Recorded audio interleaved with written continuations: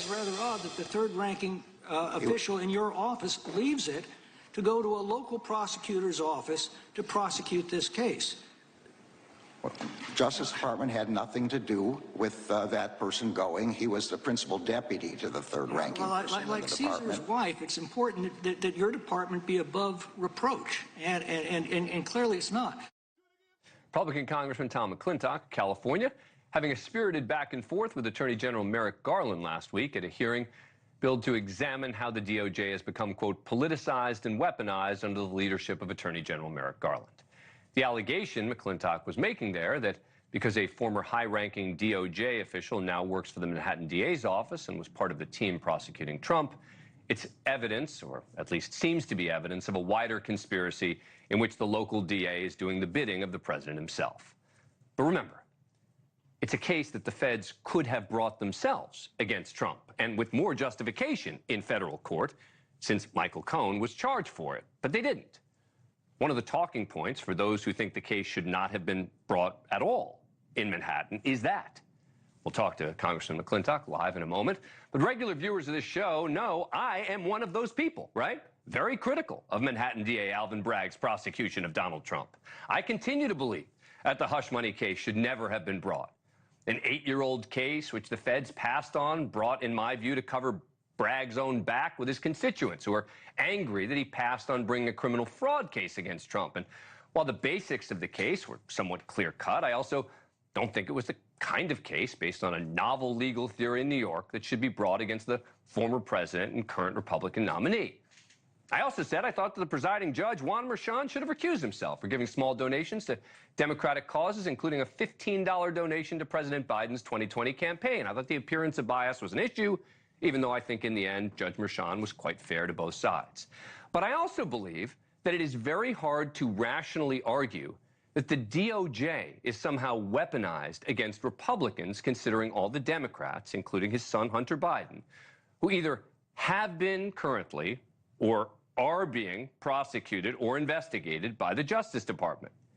Bragg, by the way, has now agreed to testify before the House Judiciary Committee. But the idea that there's a widespread national conspiracy, or if there's some defensible argument that the Justice Department is directing Democrats all the way down to the local level, seems like fantasy.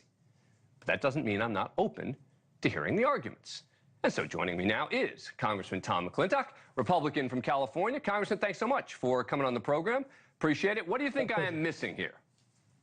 Well, first, what do we know? We know that Merrick Garland approved an unprecedented armed raid on Trump's home that was opposed by the FBI's local field office.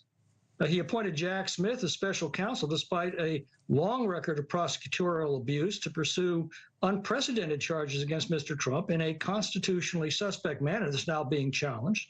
We know that Smith had multiple meetings at the White House in the days leading up to his filing indictments. So I think it is undeniable that for the first time in American history, a president administration is trying to jail its opponent before an election. Right, with respect to the local prosecutions, we know that Nathan Wade, the Atlanta prosecutor, met with the White House general counsel for 8 hours before filing charges against Trump for challenging election results in Alabama. And as you pointed out, we know that Matthew Colangelo left his number 3 position at the Department of Justice to join a local prosecutor who campaigned on getting Trump. Clearly, this looks bad. And it certainly suggests that this is being done for strictly political purposes. So let me first on the issue of Colangelo, right? He was he wasn't the number 3 in the Justice Department. He was acting number 3. Right. He was lower than that. But fair enough. It's he worked with Alvin Bragg back in the day at the Attorney General's office. So he went and worked at the Manhattan DA's office. That's not evidence of anything apart from someone getting another gig. The idea that they're sort of shipping him over there, it would be much easier to just have private conversations. Number 2, on Jack Smith, again, the fact that Jack Smith has prosecuted cases that in the past were overturned doesn't mean he was engaged in prosecutorial abuse throughout his career. And then finally, let me ask you this. I mean, you mentioned the DOJ, right, and all of the cases, et cetera. But what about the fact that the DOJ is prosecuting Hunter Biden, Senator Bob Menendez, Henry Cuellar, recently a key seat in the House. Cori Bush is now under investigation. Mayor Eric Adams under investigation. Marilyn Mosby, the former Baltimore city attorney, has been prosecuted. Former Representative T.J. Cox was prosecuted. Karen Carter Peterson, former head of the Louisiana Democratic Party. Andrew Gillum, the one who ran against Ron DeSantis, all have been prosecuted or investigated by this DOJ. Well, that is true. And this isn't to say that they're not legitimate prosecutions of Republicans and Democrats taking place. What troubles me are the cases of a glaring double standard and what is, to me, pretty clearly a politicized attempt by the administration to, or certainly its confederates, to prevent the American people from making a judgment on who they want to see elected president of the United States. I mean, this is unprecedented and very dangerous territory. And with respect to Jack Smith's record, I think it's pretty clear. He was unanimously overturned by the U.S. Supreme Court in his prosecution of the Virginia governor. He was intimately involved in the abuses of the IRS under Lois Lerner, involving the targeting of Tea Party volunteers because of their political views. This is the last person you would think would be appointed on such a politically sensitive matter as this. And then you have to go to the question of why did Garland approve a raid on the president's home when the local Miami office was opposed to it? I mean, what's the other option with regard to the documents case, right? They made sure Trump wasn't home, right, when they did it. They go there when he's not there. They have now tried again and again and again to get the documents back. They now know that there's been a lie when it came in response to an FBI subpoena. If they'd ended up being wrong, I would agree with you. I'd say, you know what? They got it wrong. Shame on them. They were right. There were a ton of documents still there, and they couldn't get them back. What else are they supposed to do? First of all, that was known from the outset. You know, as president, Donald Trump has absolute authority to handle classified material any way he saw fit.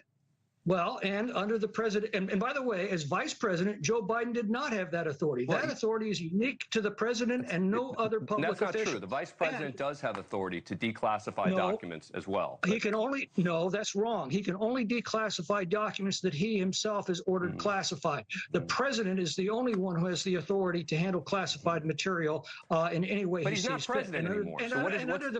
Under the Presidential Records Act, Donald Trump has absolute discretion in determining what documents to take with him. That's not what the Presidential Records Act is. The Presidential Records Act does.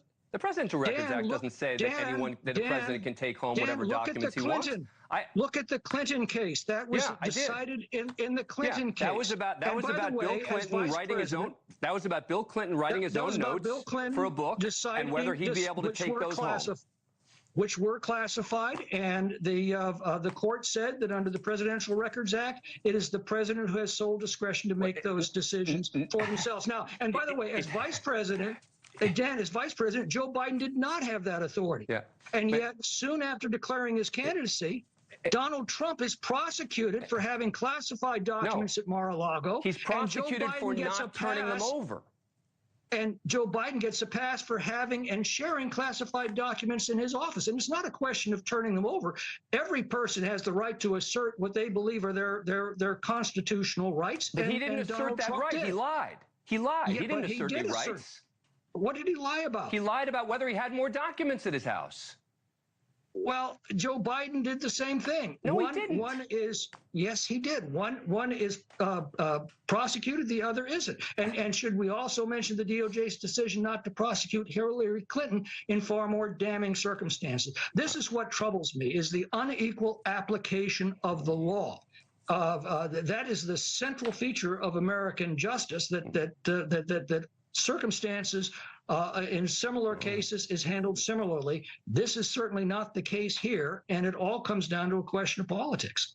Congressman McClintock gets the final word. Thank you, sir, for coming on the program. Really appreciate it. Thanks for having me, Dan.